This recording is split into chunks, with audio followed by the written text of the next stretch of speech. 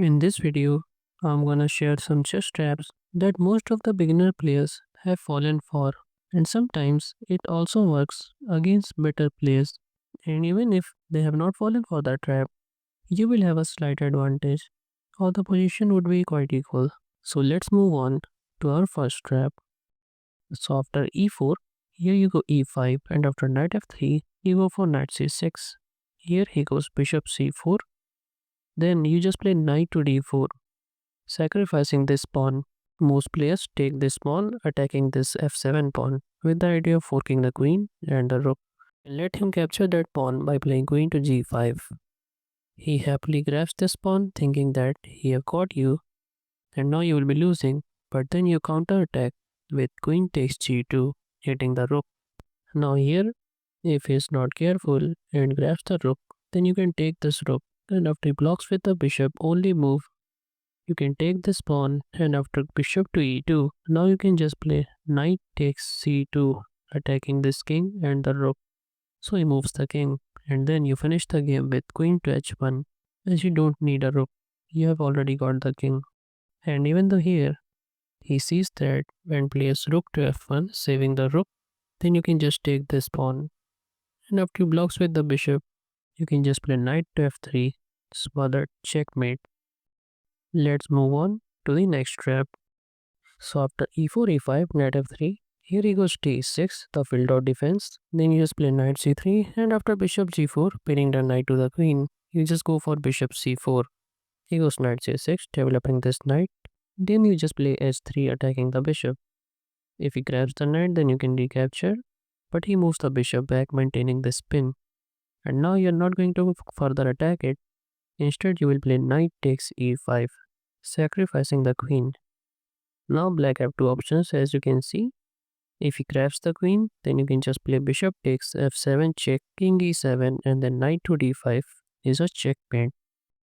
And here, if he goes knight takes e5, which is the correct move, then you can just take the bishop, and after he takes your bishop, you go queen to b5 check, forking the king and the knight. And after he goes queen d7, you can just grab the knight, and now you're up a pawn. Let's move on to the next trap. After e4, e5, knight f3, knight c6, you go d4, and after they take, you go for bishop c4. Here bishop c5 is played quite often, but then you can just play knight to g5, attacking this pawn. Here knight e5 seems like a stronger move, as you're attacking this bishop and also defending the pawn, but you can capture this pawn with the knight anyway. Now he got a take, and then you just take with the bishop, and after he takes, you can go queen to s5 check, forking the king and the bishop. And then you can just grab the bishop, and you're having an advantage as this king is weakened and black is lacking development. And even though here he plays the best move knight to h6, then you can still take, and after he takes you just take. He takes, then you give this check, and after he moves the king here, you can grab the bishop, and now you're having slight advantage because this king cannot castle anymore, but it's quite equal. Let's move on to the next trap. So after d4, here you go knight to f6, and after you go c4, you go e5, the Budapest gambit. They take, and you just play knight g4, hitting this pawn back. Knight f3, then you just play knight c6, putting more pressure, so he defends with bishop f4. Then you go bishop b4 check. Now you got a block with the other knight, otherwise he will lose a defender to this pawn. But then you add another attacker with queen to e7. Now as you can see, it's very hard to defend, so he plays a3, counter-attacking the bishop.